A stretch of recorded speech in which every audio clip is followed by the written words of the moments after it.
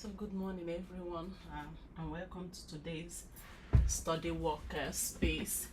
So it's meant for students, for those that are preparing for exams, and for researchers that are working on tight schedules, or if you're handling a lot of information and you have a problem managing the time and you want to balance your rest and your work time. So this is the space for you. So what I'll be doing today is to help us understand the balance between work and your rest time, because it's very important that you rest while working also. Work is as important as rest itself. So today, as we are starting, we'll be using the same Pomodoro technique sections that we used last week. That is 50 minutes of focused time working and 10 minutes of mindful break.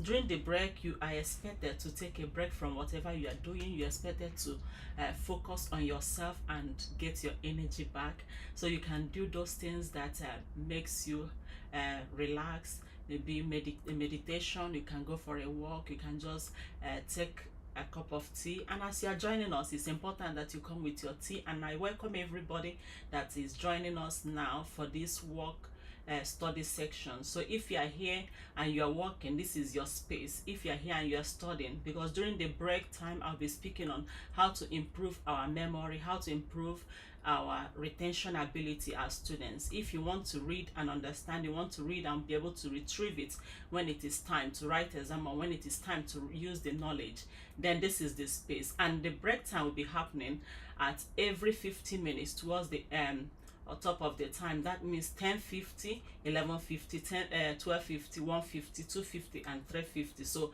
I'll be speaking to students and researchers on how to read, on how to study, on how to retain much of what you read and be able to retrieve it. So we'll be teaching on how to effectively study also. So during the focus sprint time, it is a time for work, so I expect every one of us to be focused on their work and focus on the business of the day. And during the break time, I expect you to go out, take a stretch, or if you want to listen to what I'll be speaking, then take a break from your work and just sit and relax. Take a cup of tea or water, whatever you want to drink that will relax you. And during this time, I won't be playing any music, no high sounding music, any artificial music. So it is just the natural sound. You might be hearing children shouting from outside, you might be hearing the wind moving, you might be hearing some sound, but they are all natural sounds. So it is for us to concentrate, it is for us to focus. So here I'll be teaching how to focus. Remember that your brain is fashioned in a way that it works better in sprints. So it's in short sprint, in 50 seconds, in 50 minutes, you'll be focused on work, you put your mind to it.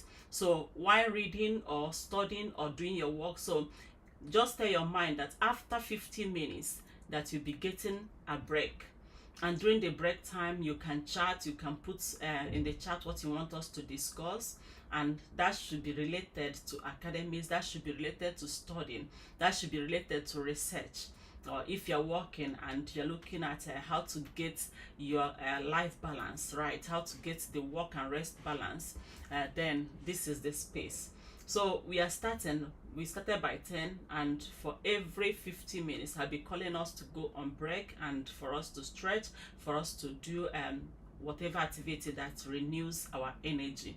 And during the focus time, so I will want you to train your mind to work in focus. So you focus and you put your energy to whatever you are doing.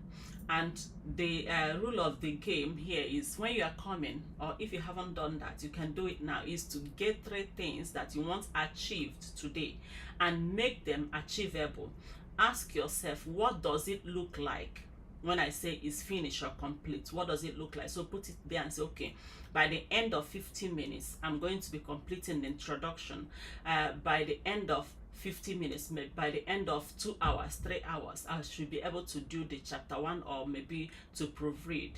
I don't know what work you are doing, but every work is accepted here, because here is to teach you to work in sprints and to get your rest balance right. Rest is as important as the work session. So we are planning our rest as we are planning our work time.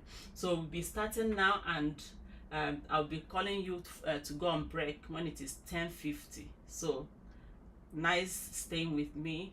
So stay put and let's do the work.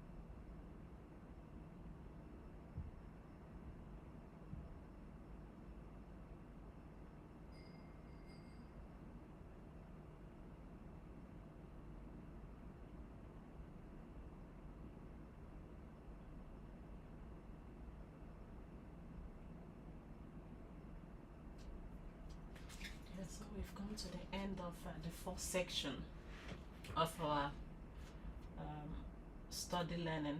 So if you have been studying, if you have been working with me, you've stayed 50 minutes already, so it's time you take a break and maybe get to stretch your leg, take your eyes off the screen, and maybe discuss, have a cup of tea and walk around. So I'll be speaking now on how to improve our output as students, how to improve our productivity, because for students, I just carried out a little research asking students what they think is actually very important, what they think is why they went to school, or the most important thing to them. You wouldn't believe so many said a good certificate, just that, a good certificate, and many others just maybe, let me say, which wasn't up to a quarter, said they wanted to learn effectively. So you can see the discrepancy between what the school offer and what people really want. Now you can see why people can go to the extent of paying others to write their exams. You can see why they have the, should I say, they believe that having a good grade is important, because that grade is actually an evidence of their efforts, the evidence of their effectiveness, the evidence of their brilliance, the evidence of their intelligence. That is just that certificate. But truth be told, many people have that certificate today which they can't defend. And there are so many people doing well, even though they pass with a very good certificate, but they are not using it. So these are things to also think about. And for those few that said it is to learn effectively, because learning effectively help you to succeed in the long run. It helps to develop your confidence, it helps to develop your knowledge, the depth of your knowledge. It helps you to build yourself. That's also a very good, I'm not saying that anybody's goal for going to school is wrong. Some went there for connections. Many people wouldn't say, oh, it's connection at the first time, but actually many went there for connections. And it really matters, because the right connection can open the door for you. The right connection can help you walk boldly. It can help you to be more confident in yourself if you get the right connection, and school can offer that. And going to school, some people say it is they are there to, so they won't be called illiterate. So that's another one. That's why some people went to school, because they don't want to be called illiterate, even though they come out with maybe a grade that they can't use. But nobody will call them illiterate anymore. That is just it. So let's talk about my own belief is that you went to school to improve yourself. You went to school, when you get there to improve yourself, that also involves you learning. It involves you improving your knowledge, the depth of your thinking, improving the way you relate with people, to learn social interaction, to learn how to negotiate, because in this life we have a lot of things to negotiate. It's not only in business that you negotiate. Sometimes you even negotiate with yourself. You have two options. How to make that decision, how to make informed decisions. So that is what school also teach you. It trains your brain to think deeply. It trains your brain to learn, to reason with others, to know where others are coming from. So it exposes you to a lot of thinking, a lot of should I say logic, a lot of relationship, and so many things. So it's not most times about the certificate, though the certificate is very good. When you have the certificate, that shows that yes, that you went to school. It also shows that yes, you did your best, and it shows that you were able to achieve a lot. That is actually true also if you come out with a very good grade. But you can see that not everybody that came out with the best grade make it in life, because there is more to life than just grade. There is more to life than just sitting down to learn. After learning, you should be able to apply it. And that is where knowledge now turns to wisdom. So you should be able to use whatever you've learned. You should be able to learn. That is what we call learning effectively.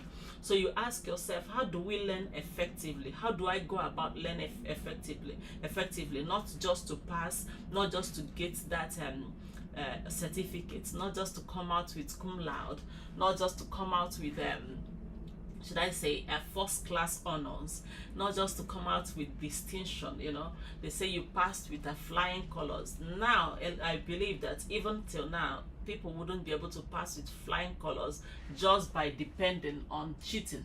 It's not possible. There is no way it will be possible. You can't just pass because you cheated. You can pass, but you can't get the best result. So you still need to, if you want the best, you still need to work on yourself. You still need to move ahead to do the hard job of learning effectively. And for you to succeed in your endeavors in life, maybe at work or at home, whatever you're doing, there is need for you to have learned effectively and to be able to apply the knowledge that you've learned. So that is another thing why you should consider not to follow the shortcuts, because the shortcuts, they look very appetizing, but yeah, going through that long way, even though you know it already, sometimes teaches you the things that will not work. And it might be a little thing during school time, but when you are working, you see that will save you a lot of stress. So there is need for you to learn effectively, and for you to learn effectively, there is need for you to have a very good retentive memory, a memory that retains what you've learned. And there is need for you to have a very active recall system in your brain, so you can recall what you've learned, so you can bring it out when it matters. You can say, okay, oh, I think during my school days I saw this, I've seen this kind of problem, I've met it somewhere. But if your memory is not that good, maybe you were just reading to pass, or you just went about paying people to write your exams, write your papers, or you went about and like now you see what is happening, using the AI to write your exams. That wouldn't pay you when it matters most. You might come out with a very good grade, but that doesn't mean that you are educated, sad enough. That doesn't mean that. So there is need for you to improve yourself, to improve your own knowledge. When every other thing fails, the only thing you can still depend on is still yourself. So there is need for you to improve your own self, not minding the certificate, not minding you. As somebody asked me, and I will tell you what I answered. She said, oh, everybody in my class, she came to this country to do her masters, and it is her parents paying for this masters. And she's struggling to do her assignments. She's struggling because she needs to work a little. The money they are providing wasn't that much, so she had a lot of pressure on herself. Now she just seen her classmates, some of them paid £40, some of them paid £30 to get their assignments done, and they all passed. Now she struggled. She said, no, I can't disappoint my parents, let me just do it. And even the £40, I don't have it, so I can save that money. She tried to do her own assignments herself. Before you know it, she came out with an average result, almost the least in her set. So she was, should I say, upset, and she came to me and she was like, I don't know, maybe I can take the work I'm doing, I can take maybe £40 and pay them to do this. I said, no, you didn't choose the wrong thing, you chose the right thing. But the only thing you need to do now is to learn how to do it effectively. The only thing you need to do now is to trust in your own power to go through this. And when you come out like a gold that has been cleansed and purified, because now others will come out with that grade, they can't defend it. But you come out with that grade, you can boldly say, okay, yes, I did this, and you will remember what you did to pass. And that will help you even during your PhD, even during your work time. You can endure some hardship. You've seen failure, you've seen things that you did not imagine. That is a training. It is a way of training you. So you don't just go because they are all doing it, you do it. What they have succeeded in doing is that they have cheated their own self. One, they paid away their money. Secondly, they did not gain anything because they just get certificates. And at the end, you see such certificates, I've seen them a lot. They can't work with it because they can't defend it. If you are, I wouldn't say unfortunate, but if you are not a very fortunate person and you came out with those beautiful results and you employed, you would defend that result to the end, and that is what you can't do because you passed through the wrong way. So let us learn how to do it effectively. I'm not saying that AI is bad. No, it is a very good tool. You can use it as a secretary, you can use it whatever it helps. It is very helpful. But you should bear in mind that this AI is just a tool. It is not a supplement. It is not, should I say, a substitution to your brain. It is not a substitution to your thinking. So if you sell away, if you substitute your brain, substitute your thinking to AI, at the end you will see yourself struggling, you see yourself suffering, and that is not what you want at the end. What you want is for you to study effectively. So during break time, the next break we are going, I'll be speaking, I will be bringing out those points and techniques on how to study effectively, how to do it even as an adult learner, because I've taught adult learners, you know, those ones back home that do sandwich and they have a lot of burden on them, so it's not an easy thing for them to go to school. But there is always a way for you to study effectively if you put your mind to it. So I will be calling you again when it's 11:50, then I will start it. I will make sure to complete it to the end today. So we go through it one after the other, the techniques you will use to study effectively, to be able to retain what you've learned and to recall it, not just recalling it to pass, but to put it in your body, to put it in yourself, in your spirit, in your mind, that when it matters most, you can bring it out. So this is our time again. This is our sprint hour again to work. So during this sprint hour, we will minimize every chat. You focus on your work. So I'm still working on this is an article I'm working on. So I'm still trying to do the referencing. So that's the first one. When each of them, whenever I complete it, I'll put it down. So thank you for everybody that has been with me. So continue and get whatever work you are doing. Are you studying? Are you working? Let's work it together here. And during the work hour, we put our mind, just tell your brain that yes, I'm working for 50 minutes and I will get a 10 minutes break, and you see how efficient you will become. You see how efficient you will work. So I'll call you again once it's 11:50 for us to discuss. Especially students, please, I'm just taking this 1 minute again just to call you to invite as many students as possible, especially those that are struggling to learn, those that are struggling during their exams. They want to pass, and what I'm going to teach them is not only for them to pass, they will pass and they will improve themselves, and they will also have enough time to make the necessary connections in life, because most students are not making connections in life during the school years because they are on survival mode. And why are they doing that? Because they are not studying the right way. So we'll do it. I'll call you when it is 11:50, and if you're with me, please, let's go back to work. Thank you.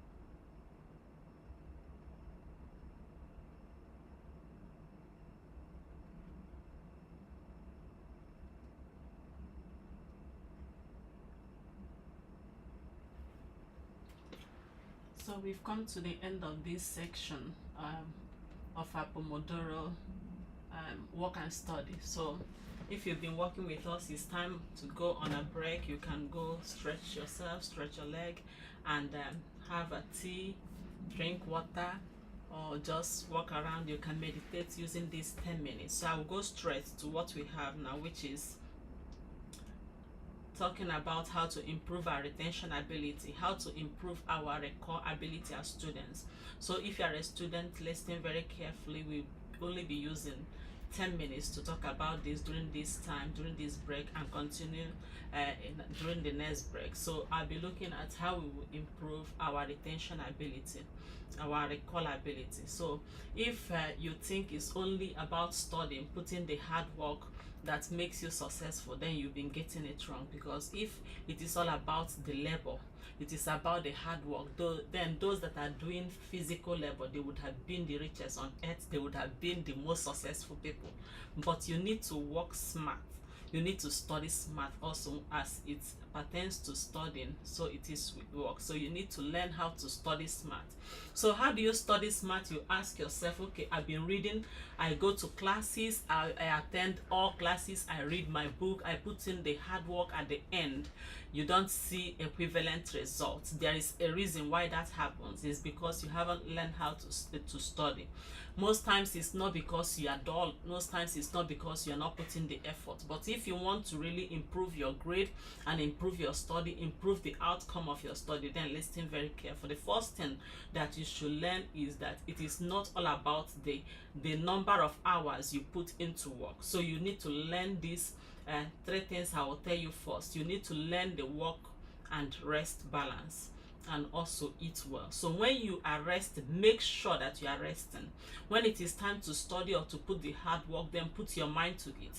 And in all this, before you rest, before you start working, you shouldn't play with your diet. So eat well.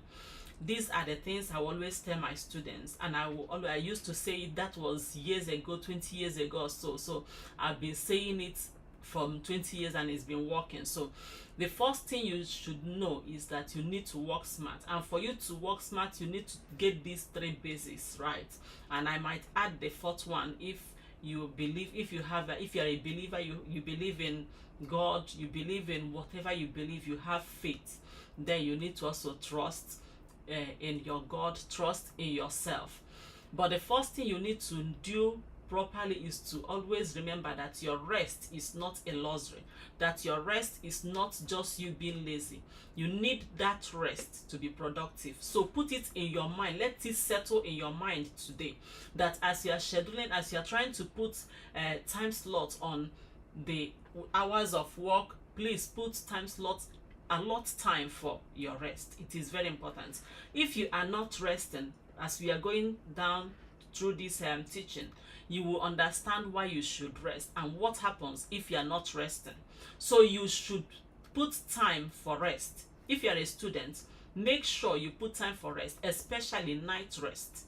There is a reason why the night the body wants to rest. So put time out for rest. Even during the day when you are working, don't go at a stretch and keep working and working. That is not to your advantage. You will lose more than you are gaining. Then make sure that you are eating the right food. No matter how smart you are, no matter how sharp you think your brain is, if it is tired and hungry, it can't retain anything.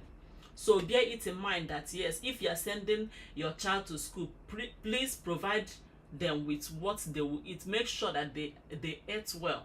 Even if they are not trying, encourage them, call and make sure that they are eating. Is very important. And then they should put time for their studies. So let's look at how we manage our studies to be effective. How do we manage our studies to achieve the best? So the first thing you do, and this is not only for students. So if you are also a researcher or you're a lifelong learner, somebody that wants to remain smart and sharp through the years, please listen very well, because your mind is an asset. It's one of the biggest assets that humans have. So don't belittle it, don't bring it down. So let's look at how we are going to improve our studies. First, let's look at the type of memories that we have, so you know where to store your information and know what you are doing. Because if you don't know what you are doing, that is why people keep reading and reading and it is not sticking. They keep reading and it is not storing. When it is time to bring out what they thought they already know, they are struggling. The first one we are looking at is the sensory memory. So the sensory memory is just that memory that will tell you, okay, you passed through this and you saw this, but you can't tell what it is actually, because it just stored information for a split second to 10 to 4 seconds. So, and it doesn't store much, so you will forget immediately after. Just like maybe you just look through the screen like this, you know that there is something there, you didn't put your mind to it. So that's the sensory. Then let's look at the short-term memory, which is our working memory. That is where most of us put our information. That is where we store it, and at the end you can't bring it out when it is time, because it has sieved it. It has, should I say, it has selected the ones that you have made it to understand that it is important. So the ones it thinks is not important, is going to sieve it, and that's it, it's lost. So in the short-term memory, just like you want to memorize a number, your phone number, you see, you just put your phone number. It's okay, you take a 33, that's in your short-term memory. You just be able to put it. Sometimes it will last maybe like 15 seconds, 30 seconds. The things that you put there, if you did not revisit it, you forget it. And it doesn't store much. It will store like 7 items in there. If you keep putting so much things there and you think it is going down the long-term memory, then it's not working. At the end, you see yourself struggling to bring things out. So let's look at the long-term memory, which is what we really want to work on. That is what we want to improve as a student. So there is no time, let me even bring it up, there is no time that is too late for you to start developing your memory, but it is quite easier in childhood and when you are still growing. But that doesn't mean that it is impossible when you already grown. So you can still train your memory, you can still train your brain to think, you can still train your brain to reason deeply. So what you have to do is to try and see that things get to your long-term memory, because that is where the capacity is limitless. The capacity of your long-term memory is bigger than any computer you can imagine. But it's just, how are you using it? Have you trained it to be able to retain information? Have you trained it in a way that you can recall it? Have you trained it to be smart enough and sharp enough to quickly respond to any trigger, to anything that you have given it to bring out? So let's look at how we store the things in our long-term memory. How do we get what we studied? How do we get what we have learned into a long-term memory? So I will start with the first one, which is what I think that is the one we can do in 3 minutes or 2 minutes. So we wait and do the next one. So I will list them. Now the first one is the space repetition. Then the second one we'll talk later will be the active recall. So the space repetition is not just any kind of repetition. It's not you going back to read it and read it again, or you keep asking whoever is teaching you, please can you repeat this again? Doing that will not help.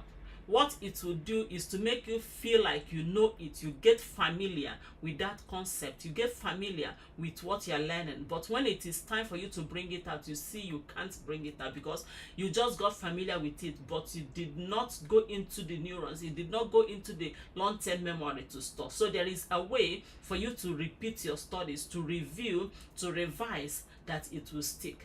And how do you do it? Is to space your repetition. You repeat what you've learned and you space it further each time. You make it longer, the time longer each time. So if you came out of the class or you just read the thing that you read now, after a day or the same day, you just revisit it and revise it.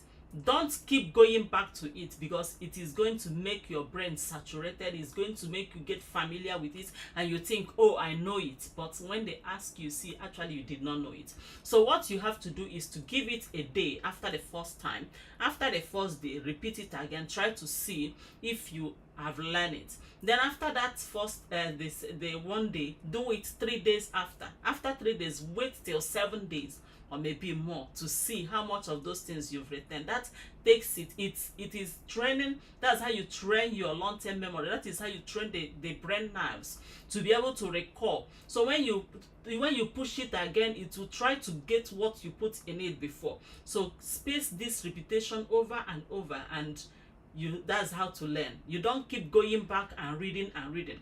If you have been doing that reading and reading, maybe that is why you get confused. That is why you have so much in your brain. That is why you have so much held up there that is not helping you. When it is time for you to bring it out, it is hard for you to bring out so much, because they are all in just this short-term memory, because you keep going back to it.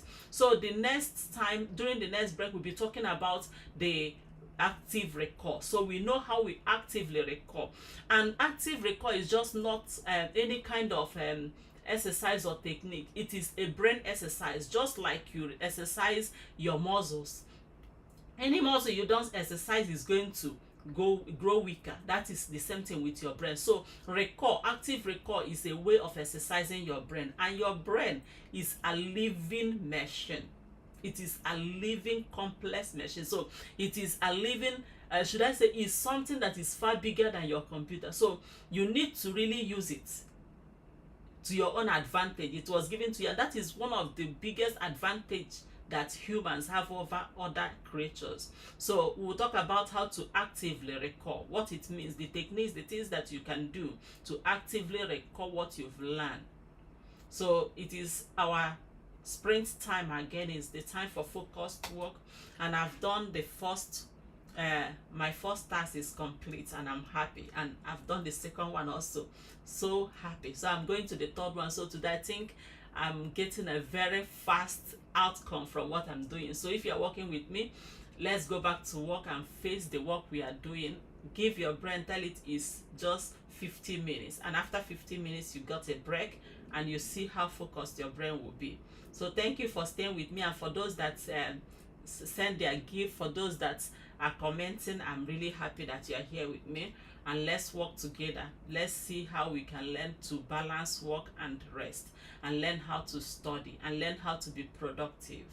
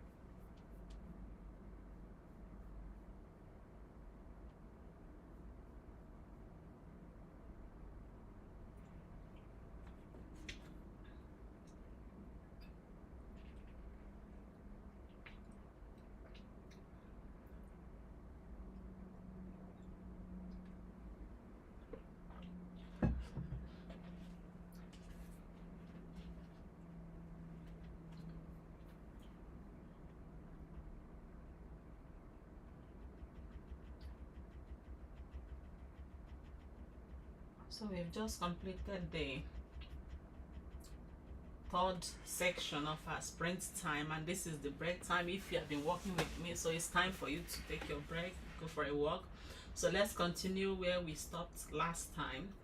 We are talking about how to improve our recall ability, how to improve our retention ability. So the first one we said was about space repetition, which I said is not just going back to repeat what you've learned or going back to read and read again. It's not all about that, but to improve your retention, you need to space the repetition, you need to space the revision, you need to space the you going back to study.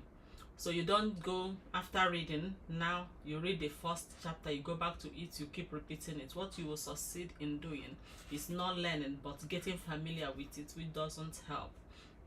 So for you to learn, you need to learn to space your revision, to space your reading. The first time you learn it, you need to give it a day, then later then you do it again.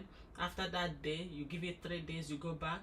Just keep increasing the length of the time you go back to study. So let's look at how to improve our recall ability, because for you to effectively study, for you to pass your exam, for you to make the difference in your exam, for you to make the difference in your life even as a student, so there is need for you to effectively store what you've learned and to effectively bring it out when it matters.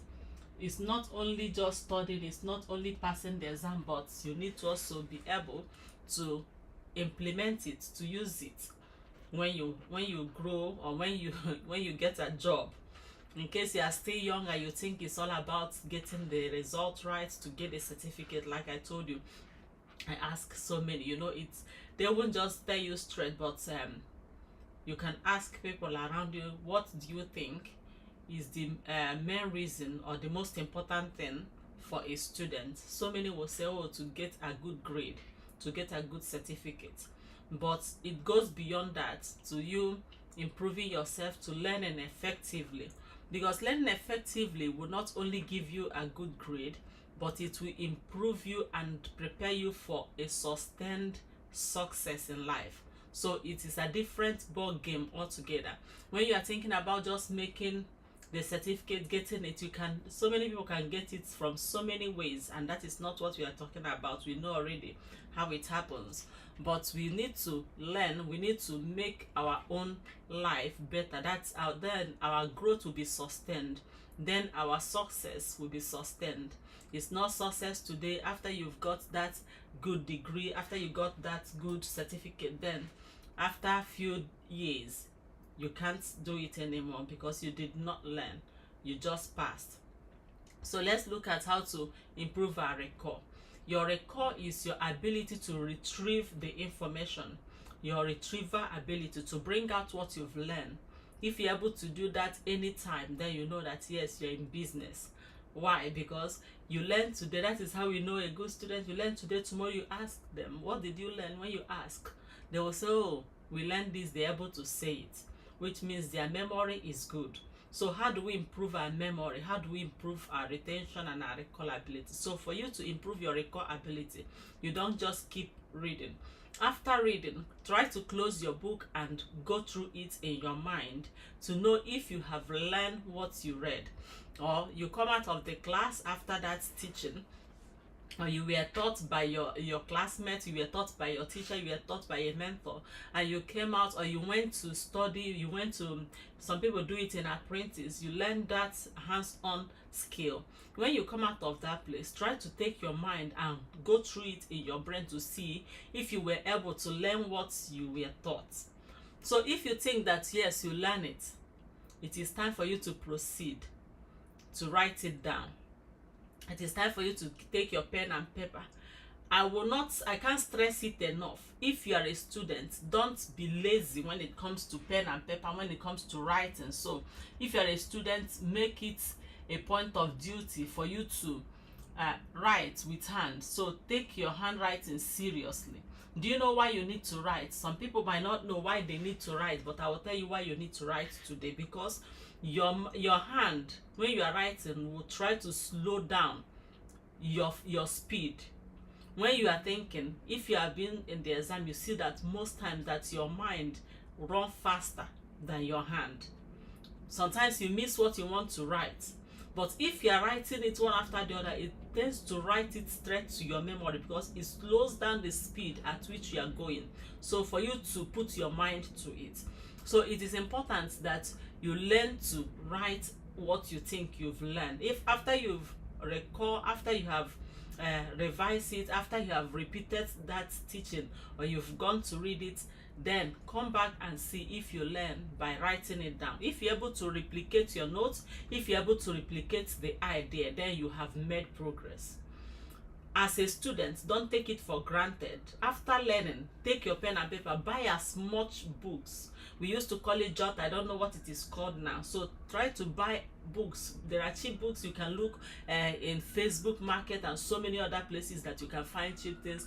Buy as much exercise book. It is exercise book. You're using it to exercise your brain. So after reading, and you have put it, you've run through it in your mind, and you know that yes, I've learned this. Try to write it down and see if you can replicate the idea that you have learned. If you can replicate it, then you can move forward. If you can't replicate it, then it's time for you to go back, and by the time you go back, what you have done is to already tell your mind that these are the things I didn't learn. Maybe I wasn't able to pick the keywords, I wasn't able to pick anything that will remind me. So that time when you go back, it will be easier for you to pick the things that you need to learn. And after that, come and write it down. If you go through that stage and yes, you wrote it down, you were able to replicate your notes, you were able to get the lesson the same way you think it was taught, then it's time for you to move forward. Don't just end at that point. At that point is a progress that you don't want to stop. So you go forward and open your mouth and start saying it.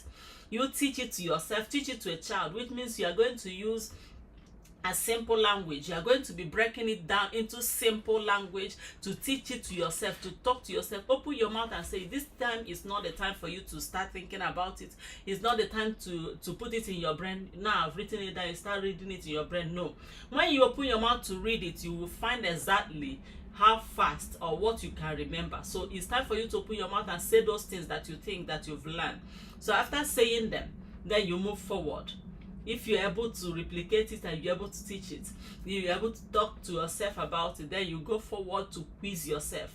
This is a very important technique in studying. Don't go to that exam without quizzing yourself. Don't go to that interview without quizzing yourself. You can ask as many questions as possible from the passage you've read, from what the concept, from whatever that you've been given to read. So ask questions. Set questions, especially if you are dealing with essay questions for those that are writing languages and the rest of them. So you can first and foremost, you can set questions or get past questions or get questions that were asked in that area. First, go through those questions before going to read. It saves you time. So when you ask questions and you're able to answer it, then there is every likelihood that you can answer that question when next you are asked. So after you have done those, and yes, you can recall, because what you are doing is you're exercising your brain. You are trying to retrieve. After you bring it out, you're exercising that brain. You're exercising your brain nerves. So as you're exercising it, it is learning to bring out things. So when you need it, when you need to say it, when you need to write it down, it won't be something that looks foreign. It won't be looking like it's a strange thing. You won't strain yourself because you've done it before. So that is the exercise you need to give your brain. And again, doing that recall not only help you to learn to bring it out, it is developing your brain nerves to know how to quickly bring things out. So after that recall, if you have perfected your recall, your active recall, then you can go forward to visualization and association. So that is the stages that you need to go through in study. It doesn't, I'm saying it now, but when you put it in practice, you see it will save you much time. Instead of something that you would have studied within 3 hours, you can do it in 1 hour 15 minutes or 1 hour 10 minutes. It shortens the time for study. It makes you to learn effectively because you are learning the right way. You don't just keep going. You are putting it in your brain troubling your brain over and over. No, that is not how it goes. You need to study smart. So when you have done this active recall and you're able to recall, it is time for you to start visualizing an association. So let's just end it here for now. So during the break time, the next break time, which will be happening in 1:50, then I will tell you how to visualize and associate what you have learned, because that is very important. That goes beyond just passing exam. That goes to maybe 20 years after, you can still remember it. 30 years after, you can apply it. So if you have been working with me, we are back to our study time. Our sprint time is a focus time. So minimize every distraction and let's work for the next 15 minutes. And I wish you a very productive time.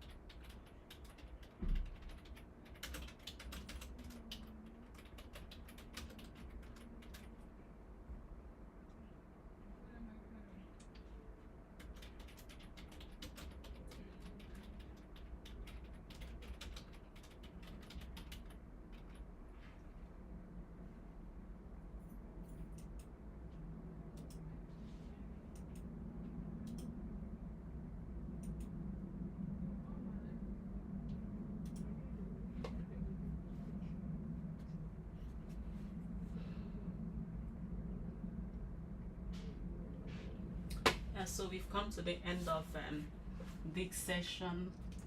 Yeah, we are really doing it. So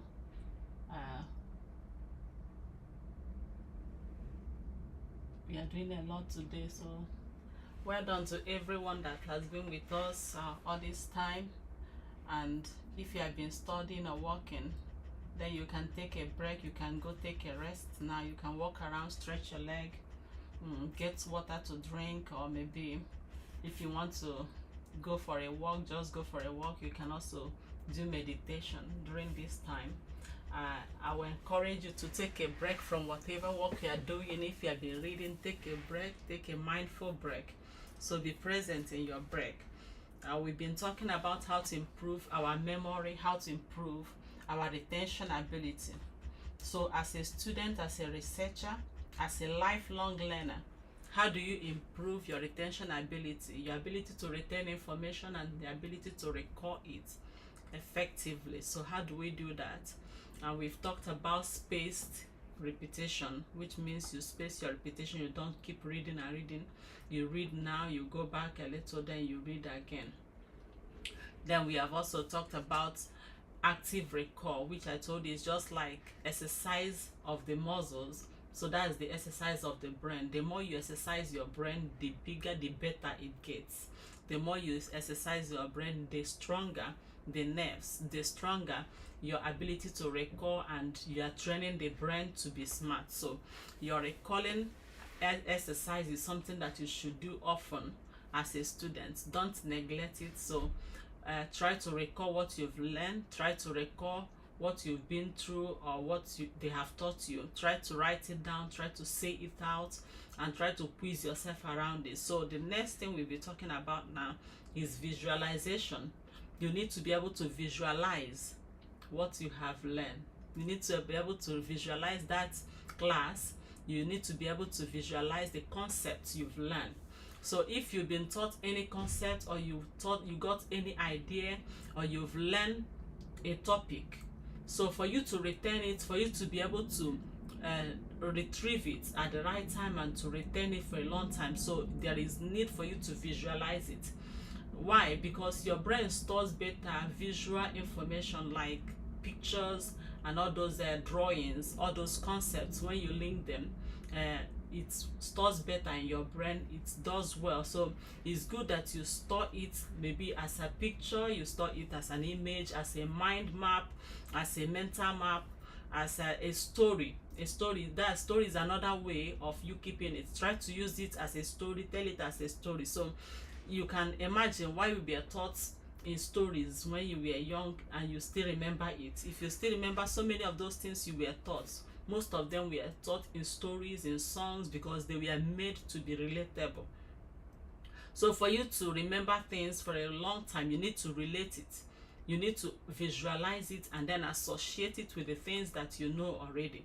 And that is how it will stay with you for a very long time. How does that work? You can ask yourself, why is it that when you went to the class or you came out, you might forget things, but when something that is very painful happens, it's hard for you to forget it. And when things that are very that are very shameful happens to you, maybe things that you don't want to ever remember, they are the things that get stuck with you because it is attached to emotion. It is attached to emotion. So try as much as possible to relate the things that you've learned to the things that you already know. If there are things that you already know, try to relate it to it. If you are coming from your home, normally there are ways of learning. They say some of them are chronicle, some of them are anti-chronicle. So it can go from what you know already to what you don't know.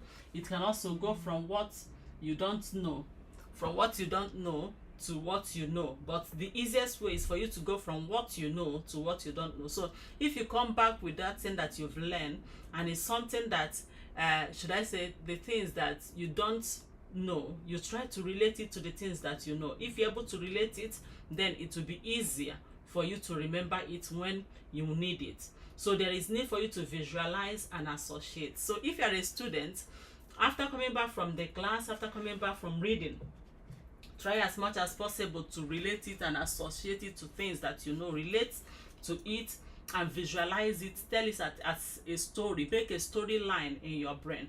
So another thing you will do, we've talked about the spaced repetition, we've talked about active recall, and we've also talked about the last one we talk about now is your own visualization and association to things that you know. So now we are talking about teaching.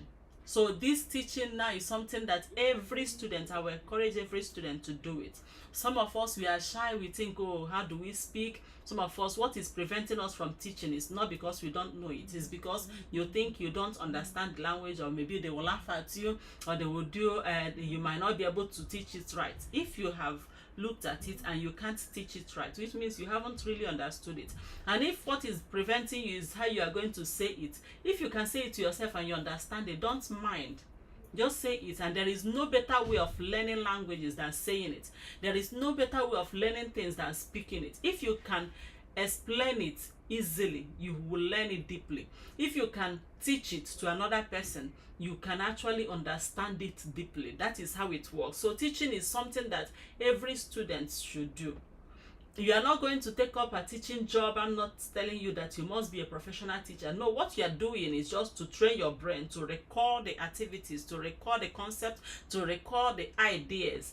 And why is that? It's because when you are teaching, as you open your mouth to say it, your brain now is trying to retrieve what you have stored. And you know how much it will retrieve. So you are training it to retrieve it. When it's able to retrieve it easily, then you've learned. And during this teaching, you'll be able to find out, yes, I've learned this, or I didn't learn anything. It's easier for you to find out how much you know when you are teaching. You cannot teach what you don't know. You cannot teach the things that you are still struggling to understand. If you teach it and you see that you are struggling, then yes, you still need to go back and learn it. So teaching will expose the knowledge gap. It will expose what you still need to learn. It will expose how much you know. And it's going to tell you how organized are your thoughts. That is what teaching does for you as a student. So during exams, if others ask, please, can you teach me this? Once they ask you, please volunteer to teach. So teach and learn. Do you know what happens when you teach? It shortens the time that you will use to learn. If you are studying alone and you are saying it all alone, it will take you longer to assimilate it. It will take you longer to keep it. But if you teach it to others, if you open your mouth and teach it, then it will be very easy for you to learn, and it cuts short the time you will use in studying. I don't know how many people knows this secret, but that is how it works. So volunteer to teach, volunteer even if you don't have anybody to teach. You can teach yourself. All you have to do is to get your pen and paper and be saying it loud and be teaching yourself, and make sure you're saying, and as you're saying it, you find out what you know already and what you don't know. And you can find out how organized is your thought, and okay, I need to go back, I know, let me know which one comes first in this concept, which one comes first in these steps. So that is what teaching will do for you. See, it's good you take up teaching your classmates, teaching the people around, even those that don't understand it. Once you can open your mouth and teach it, if you can teach it easily, then you know that you've understood it deeply. That is just how it works. So you can talk to anybody, please, can I teach you? Even though they know it and nobody is volunteering, you can just say, please, can I teach you? And yeah, I'm using it to learn. And later you see that yes, you've cut short the time you would have used in learning, because you taught that particular concept, because you taught that course. So it makes it easier. It cuts short the time you would have spent learning, trying to conceptualize, trying to take it down. Once, because teaching, it will make you to be conscious immediately the things that you need to work on. So that is about teaching. So we are going to be talking about the Pomodoro techniques, which is what we are using now. It's about the balance between work and rest. So like I said at the earlier, that's the start of this talk, the first section, we are talking about you balancing your rest and your work time. Pomodoro does that, and that is what we are using. Like today we are using that 50-10, which means 50 minutes of focused work and 10 minutes of rest, 10 minutes of mindful break, 10 minutes of you taking your eyes off the screen, 10 minutes of you chatting, 10 minutes of you walking around, 10 minutes of you cooling off your mind, your brain from what the work you're doing. So that 10 minutes, you try to learn to balance your life. You learn to balance these activities and schedule your rest. is teaching you how to schedule your rest. And why this Pomodoro techniques is very important to students and those that are learning is because our mind works better in short sprints. If you have been the type that will sit down and say, I'm working for 6 hours, I'm working for 8 hours, I'm working for 12 hours, at a time when you get tired, you will start forgetting things faster than you are learning it. And that is not what you want as a student. You want to learn and retain it. You don't want to learn and lose it faster than you are learning it. That is what happens if you stretch yourself, that you are now tired and you are working. So learn this balance and learn how to use the Pomodoro techniques. You can join me every Wednesday and Thursday. So I will be reminding you when to take that break off, and your mind will work better because it knows it's going to take a rest after 50 minutes. And that is just how it works. So learn to schedule your rest. Even in the office, schedule your rest. At work, schedule your rest. Why some people make mistakes, should I say mistakes that will put them in trouble, is because they did not rest. Some people, they have been in trouble because they were trying to do too much. So learn to schedule your rest. Learn to take it serious, that this is my rest time, nobody should call. This is my rest time, I'm not going to respond to anybody. So it is important that you take your rest serious. So we've come to the end of this break time. We have entered into another sprint time, work time. So I'm working. I want you to also put your mind to your work and make every minute of this work time, of this sprint time, let it count. Make every minute count. So focus on your work, reduce every distraction, reduce every scrolling, because these things don't help your brain. It fragments your brain, it fragments your thinking, and that is not what you want as a lifelong learner. Somebody that wants to keep your brain active, you don't need that. So what you need is to develop deep thinking and deep focus. So we are back to this sprint time. It will take us another 50 minutes and we'll speak, and that should be the second to the last. So let every minute of this work time count for you and me.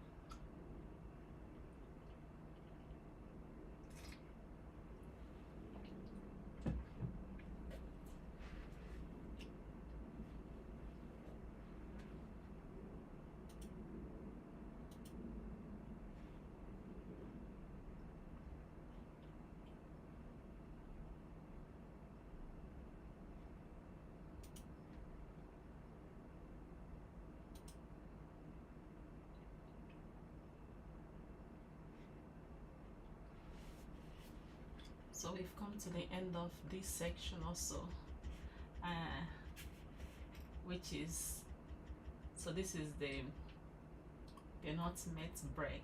That's the break before the last one for the day. So we spent already 4 hours 50 minutes. So it's not an easy thing done. So for everyone that has been working with me, it's time for us to go on our break. So if you are there, you can invite other students, invite those that want to learn how to study. So it's no longer news that people just want to get the certificates. They just want to get a good grade. They just want to pass. They just want to get out of school and start working without knowing why did they go to school and why they were sent to school. Maybe some of the people that sent them to school doesn't even know why they went to school, which is why people misuse, or should I say abuse, the opportunity that they were given. That school is something that was organized to improve you in all aspects of life, not only knowledge, not only those things you were taught, but to learn how to communicate, learn how to interact with people, to make friends, to make connections, and to learn how to think deeply. But you can see that so many people, they just want to get a certificate, and some will even prefer, if they can give them that certificate while they are at the gate, they are going to go home happily with it, even without learning anything. And you can see how much it costs to get a master's, how much it costs to get an undergraduate degree. It's not cheap. You are only calculating how much you paid as school fees. Have you calculated how much you are paying for feeding, how much you are paying for accommodation, and most importantly, how much time you are spending being in school? How much time you are spending? And if you did not use it well, which means you've wasted time, and time is one of the, let me just say, is the greatest resources you have. So wasting time is like wasting life. Some people, they will go to school, they have spent 4 years in school. If you are studying in most African countries, like 4 years the minimum to get a degree. Some will even spend up to 7 years in school, but they learn nothing at the end of it all. And that is not how it is supposed to be. That is not how it was meant to be. You were sent to school so you will learn to improve yourself, so you will learn and get enduring success, not just success of getting the certificate and getting that paper. Is the success of you succeeding in life after 10 years, after 20 years. And if you did not learn, then tell me what you have gone to school to do. You know, so many people are now depending on AI. I was going through the street of TikTok and I heard so many things that my mind was racing. I heard so many things from people asking, how do I ace it with AI? How do I write my assignment with AI? How do I do this with AI? And that is just the answer they want: to ace it, to pass, to get that certificate that they did not merit, because they think that certificate still means the evidence of your work. Let me tell you, after getting that certificate, after getting that good result, you will have to defend it with your work. You have to defend it with your attitude. You have to defend it. The school, my undergraduate school, they said, I think the motto, apart from the one written at the gate, the dignity of man, which is just what has made us human, is our thinking, is that you are awarded a degree based on learning and character. And now you see people without character passing. I didn't say it's bad. You passed, but can you defend what you got, or can you work with it? You see people graduating with such certificates and they can't work with it because they did not merit it. They cheated their way through. Then before the AI came to be, should I say, everywhere. But what people don't know is that AI has always been for a very long time. Though it wasn't accessible to most of us, but it has been there over 20-30 years. But the thing is that now that you have seen it, some people have lost it, that they want to get AI to do the thinking for them, to do everything for them. That is not healthy for you. That is not going to guarantee good success.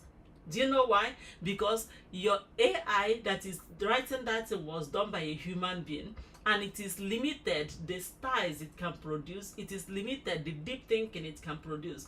The algorithm will produce what you give. And if you haven't trained yourself to think deeply, there is no way you can use that tool well. Let's just use an analogy. You want to drive a car and you think, okay, because now you have AI, you can just say, oh, keep going, and this whole place hasn't been should I say fitted for AI driving. You will see yourself crashing. That is what people are doing. You tell yourself that AI is going to do everything for you. Do you still remember that you are still going to go out to deal with human beings that are thinking? You are going to deal with human beings that will look through how you are thinking to know what you are thinking. So there is need for you to improve yourself while you are in school. There is need for you to use that money that was given to you to pay and gain knowledge. Don't pay it to get certificates. Some people are paying just to get certificate. They are not gaining knowledge, and that is a disaster, really, because now you've wasted money and you have wasted time, and you have wasted your time. You've wasted every resources. Now after 4 years you didn't come out better than you were, but you have come out even worse, because as time passes, you are losing time, you are losing so many things. That is not why you were in school. You went to school not only, remember I said not only, because that good certificate is still very important, not only to get the good certificate, but to get enduring success, to learn to study effectively. Because studying doesn't just end in school. You don't stop studying, you don't stop learning because you came out of school. You still learn so many things on earth. You see people that they think, oh, once I come out of that school, that's it for you, and that is why they keep struggling. So you need to learn how to learn effectively while you are in school. You will offer that opportunity to meet experts. You grow by standing on the shoulder of experts. That makes life easier. So you don't need to fall where they already fall. You don't need to struggle where they already struggle. You just see, they will teach you what they already know. So you progress from that place, which is a big thing that school offers. So learn it and use your time in school well. Use your time in school to improve yourself. Use your time while in school judiciously, and value the money and the time you are spending in school. So while you are in school, you learn to learn. You learn how to study. You learn how to do it effectively. You learn with the future in view, not just the certificate in view. Because after the certificate, you meet people that have been in that job for a very long time. Some of them don't have certificates, and you might find it very difficult when they start dealing with you. You know. You see so many people, they will come out, they say, oh, because I have the masters. Can you think? But it is, if you have the mind of learning, you know, okay, this is a time for me to bring my knowledge into skill, to bring it together, to bring it into application. So you learn from those that are in the field already. So learn how to learn. Learning how to learn is something that you won't get wrong doing. Learn how to learn well. Learn how to study. Don't just go to school and pay AI and pay, you know, even some people that you are paying to write that thing for you, they are using AI to write it. Some of them, they are using it to develop their own brain, and while you are walking around empty and wasting your money, of what use? What did you achieve at the end? Something called certificates that might not be valued when you are interviewed, when you are asked to do that in practical in front of everybody. It might not save you, you know. So that is why I will advise every student, in as much as you are focusing on passing, focus more on improving yourself, focus more on learning, focus more on learning how to learn. If you learn how to learn, so many things will be easier for you. When you want to switch from one job to the other, it will be easier for you. If you learn how to learn, when you want to change job, it's easier. You want to change a course, it's easier. But if you didn't learn how to learn and you think that cheating will do it all for you, then sorry. You might struggle, you might be paying and paying, you won't have money to pay anymore. Then you still fail. That is what it means. So it's good that you learn the reason why you were sent to school. In as much as we have smart technologies and AI everywhere, they are just but a tool. And you need to learn to develop your own brain, because you are the only person that can be depended on when it comes to you. So depend on yourself, develop yourself, and develop the ability to use these tools well. These tools, they have come to be. There are some people that are quarreling with it. Oh, it does this, but the quarrel should have been, what is the effect of this on human mind development, on human brain development, not even what they are producing, because it is easy to find out what it was used on. If your teacher wants to read your work, she knows the ability, he knows the ability already. So let's look at how to use this AI effectively, how to develop your own mind, how to develop your own brain to think deeply, to think like a system, to think like somebody that wants to stay active 10 years, 20 years. Even with AI, you won't be irrelevant, because some people's job will soon be replaced by AI because they stopped thinking, they stopped producing new things in their brain. So let's go back to our work. Is 3, and this is the last session of our sprint time. So during this sprint time, I want you to make every second, let it count. So put your mind, put your focus to your work, and let's do this 15 minutes and see how far we go with it. And that will be the last for the day. Then we speak and during the break time and close for the day and meet up tomorrow again.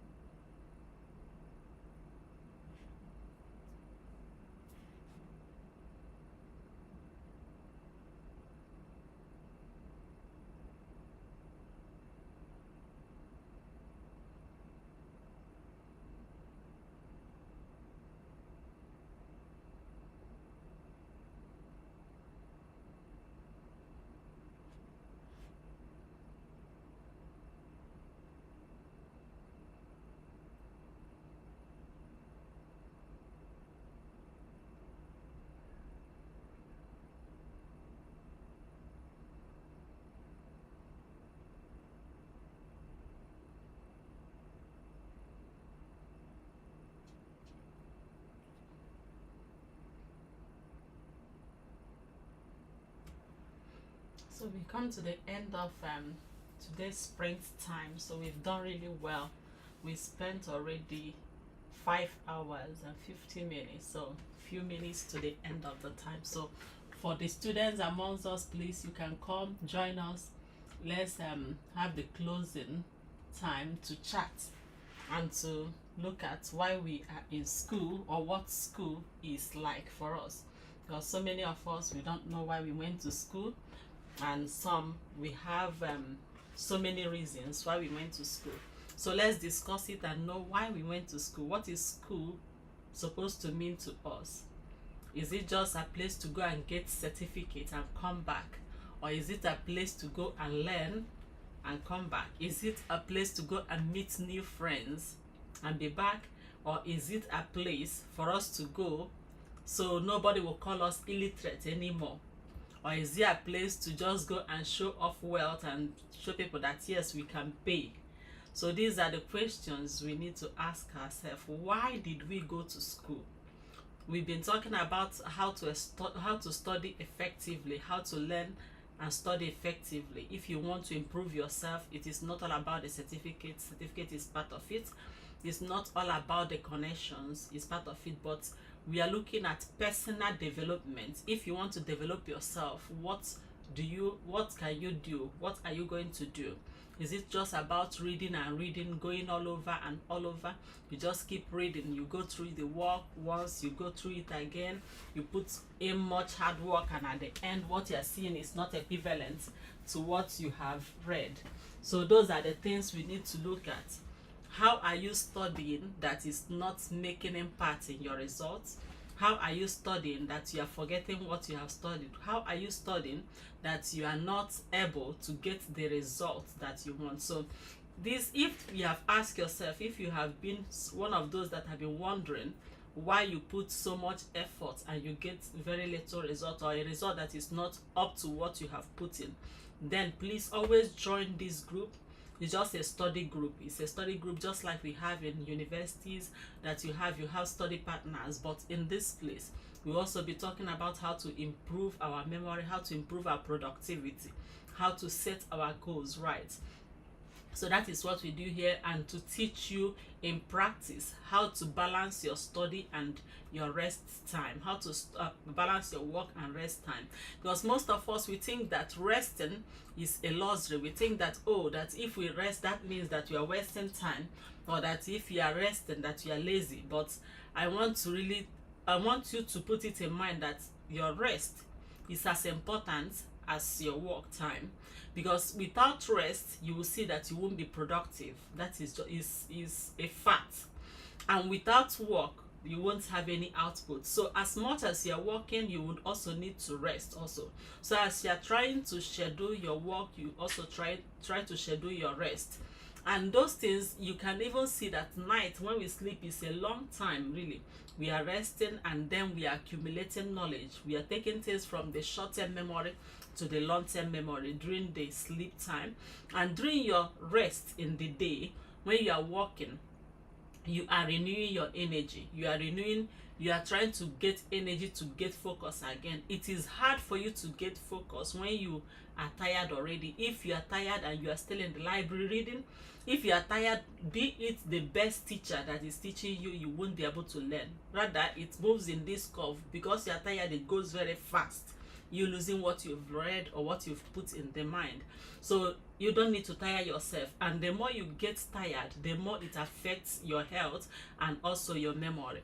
So by tomorrow, we'll also be talking about the things that you don't even do as a student. There are things that you don't do, because they will not only bring about temporary changes or temporary limitation in your memory, but they might bring permanent damage, which is not what you want. So there are things, and many people play around it. You can see many people in school, they keep studying and studying. Some people, when you look at them, you see already that they are stressed and they are exhausted and they are tired. That is not a place for a normal human being to be. For somebody that wants to make progress, that for somebody that wants to achieve great things in life. That is not a place to be. Getting tired always is not going to help you. It's going to make you less productive, and that is not what you want.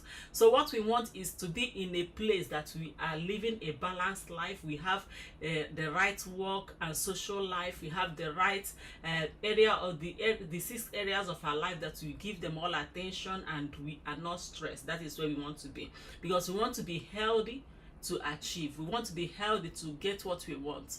But if you're always walking around and you are tired, you don't want to rest, oh dear, that is not the right thing for you. You will be less productive. No matter how much you see yourself, what would have taken you 1 hour to do, maybe within the 6 hours you haven't done it. And there is another thing also I also want to just touch a little before we close for the day today, is multitasking. When you want to think deeply, when you want to improve your memory, multitasking is not a place to be. It's not something you have to do, especially those preparing for exams, or you want to do something that you need your focus. Please avoid multitasking, because it's going to take away sometimes from you. When you want to switch between jobs, it's very hard. Multitasking is like doing 2 things at the same time. You are here trying to cook, you are here writing at the same time. Both of them are ongoing. Those things, they will waste your time, and that is not what you want. So multitasking is something you do maybe your free time, but not during deep learning or deep task section. And another thing I want you to also focus on is your sleep. Take your sleep as much as you're taking the normal rest. Take your sleep serious. If you want to pass as a student, if you want to make your grades as a student, schedule time for sleep. Make sure that you sleep. Why? Because your sleep helps your brain to take things from the short-term memory to the long-term memory. And that is the time that your brain keeps developing. But if you are stressing your brain for a very long time, you see that your brain, the memory hub, is going to shrink. And it's not something that renews. It's not like all other cells that you can just sleep and wake up and they will renew. It's not that way. So you don't get to that extent that your brain cells are shrinking because of stress. And in some people's mind, they think that they are being productive. They think that they are getting it right. No, you're not getting it right. Don't stress yourself. Make sure that you get the right balance between work and rest. If you are the type of person at work, they can call you anytime. Oh, they will say, oh, you are dependable. Oh, he will always answer. When they call you by 12, you're answering. They call you by 1, you're answering. They call you 12 midnight, you're answering. 1 midnight, you're answering. Then something is actually wrong. You'll be very stressed. You're not going to be productive that way, because they know that you did not set your boundaries well. They are going to be calling you. But once they know that, this person, if you call around this time, no, she or he is taking his sleep serious. That is just it. And every human being, that is just human being, they will abide by it. After testing the boundary for a little, they will know that yes, you are stuck to this, and they won't be disturbing anymore. So set your boundaries right, and don't play with your rest and your sleep. Make sure that distractions during deep work is minimized, and during sleep. And there are some things you don't do before sleep, like putting your eyes to the screen. You can reduce that, especially the blue light coming from the screen is not good for you. And for your brain and for your own memory, if you want to use your memory for a long time, you don't want to grow old forgetting things, you don't want to grow old. It's even happening now. You see children are not, there are very few people that think deeply. Why? Because of screen, because of should I say spontaneous scrolling of information in the social media, in screens. So in so many platforms, they keep scrolling. What you have succeeded in doing is to train your mind not to think deeply. But you don't know you are doing it. It's something that is happening subtly. That is why you see people, they are trying to think. I was just teaching somebody a few days ago. I was teaching something, say, why is it that now I'm having headache? Why is it that now I can't even, I'm trying to think, but I'm not thinking? That is what happens. But people don't know all this because it is very subtle. It's happening very subtly. People don't take note of it, but it's happening. Before you know it, you can't think deeply. Before you know it, you will be stressed for every little thing. If you have been feeling like you are stressed, your time is not enough. If you have been feeling that, oh, that's as if you are carrying the whole world on your head, please check how much time you spend before your screen. Check how much time you keep scrolling. It's not just before this screen, but the scrolling, this numberless, they will tell you keep scrolling. When you keep scrolling, what you have taught your brain is don't concentrate. You've taught your brain not to focus. You've taught your brain to be fragmented. See, it's just moving. It's not settling to take things from the short-term memory to the long-term memory. So you are not doing yourself any good thing. You are doing yourself a disservice. You're doing your memory a disservice at that point in time. So learn to engage deeply. If you are going to watch a content, watch it deeply and try to learn something from it. Try to tax your brain to think. Look at things that will make you think. Play games that will make you think. There are things that you can, like puzzles, like word search, those games like chess, all those things that will make you think. Please do it, because what they are doing is to exercise your brain. Now we are being fed by smart technology, almost everything. Me, I'm even enjoying it too, but there is a limit to everything. You should remember that this is just a tool. You can use it to create some pictures. Me that doesn't know how to draw things, at least I use that. No, I use it to create some pictures. That's okay. But you don't now depend on it as if it's a mental crutches that now before you check anything, you go and check, oh Google, what is this?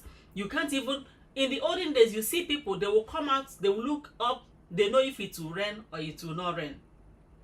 They go out without a clock, they go out without watch, but they know when it is 3 o'clock, they know when it is 4 p.m. They know when to stop, they know when to eat. But now, without clock, you can see what happens. Some people can, if you take clock away from them, they might not know when it gets dark. That is just it. People are becoming so dependent on technology, on easy answers, on easy rewards, that it is now affecting their thinking ability. And remember that what makes us superior, what makes us human, what makes our pride as human is our ability to think. And the better you are thinking, the better you are. The deeper you're thinking, the longer your success. So don't give away your thinking. Try to learn how to learn. Try to listen more. Try to engage deeply. When you are looking at any content, for those that are in social media, for those that are doing whatever, looking through at the screen, try to reason. Try to ask questions while you are watching those things, to challenge your brain to think, to make your brain to remember that yes, don't just engage passively and be watching it. Once it ends, it will come up. Now it's even automatic. You don't need to even scroll. They will keep bringing it your way, because they don't even want you to do anything. Just relax and keep scrolling, and that is how it is scrolling your brain. So, and that is not what you want. What you want is that you will be able to use your brain efficiently to help yourself. To succeed, you will need that brain.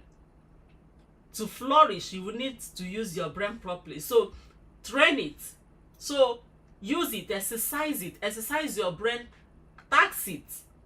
Don't always depend on this cheap reward. And now, you know, some people, they don't even know why they're in social media. They will keep going back. They will say, okay, I will just spend 1 minute there. Before you know it, 1 hour, 2 hours, they are there, because of cheap reward, because of the fear of missing out, and so many things that they have put in place to make sure you are there. And you are there, it is their own gain. If the currency is your attention, the currency is your concentration, and once it's taken out from you, you know what human being have become. So let's try and think deeply. These things, the phone, the laptops, all those smart technologies and the AI accompanying it now, they are not going to touch you and say, oh, start thinking. They are not going to touch you and say, oh, maybe it has been a long time that you haven't really written a good essay. You can't construct a good sentence anymore, because you are now dependent on whatever the AI can give you. That is not the way to go with tools. You can't just sit and tell your car to start driving you. You know you will crash. And that is what we are doing, handing over the control of our life, handing over our thinking to technology. Technology is good, but they are just tools. You just need to learn and open your thinking. You think deeply so you can use these tools properly and use it well. So we've talked about how to improve your studies. For those that are studying, you can just practice it. Look at those spaced repetition of studying. Look at active recall techniques and methods that I've said. Look at the ways you visualize and associate. That's visualization and association and teaching. Those are the topics we've covered today during the breaks. Then tomorrow we'll continue.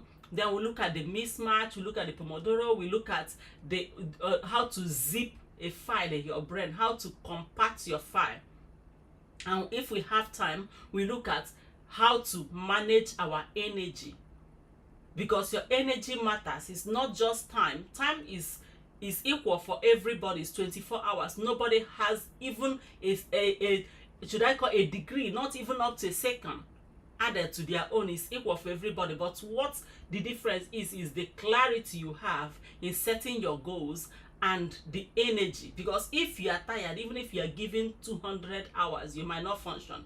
So there is need for you to manage your energy and for you to be able to set your clarity right. So we've come to the end of today's sprint time and break time. So our online studies section, our online study space will be closing now. For those that will continue working, please remember to rest in between time. 15 minutes of your focused work time. Your brain works better that way. Don't just keep going. Tell your brain I'm working 50 minutes. Later, I will rest 10 minutes. So go on that way. You can do 15 minutes. Then you go back, rest, mindful break, and make sure you are present in your break. Make sure that you are not taking the walk back home to go and rest. You're not taking the walk along as you are going to rest. So 10 minutes, you give it to yourself, do chatting and relax. Then you renew your energy to come back and focus on your work. So I wish those that are continuing a very productive time. So it's been a good time spent with you, and I want to really thank those that have been with me. I've seen New Jerusalem, I've seen Home of Beauty. Thank you so much, Home of Beauty. Thank you so much for being here. Yeah, and I want to really thank as many that have been here listening. So it's very important for us to live healthy. So I'll leave you with that and meet you again tomorrow here once it's 10 a.m. So we stay there till 4 p.m. again. It's only twice a week, and that twice a week has done a lot of miracles for me. I'm able to do a lot within those 6 hours of 2 days. So if you're tight with time, please join us and see how far you go. Thank you so much, and see you again tomorrow by 10 a.m.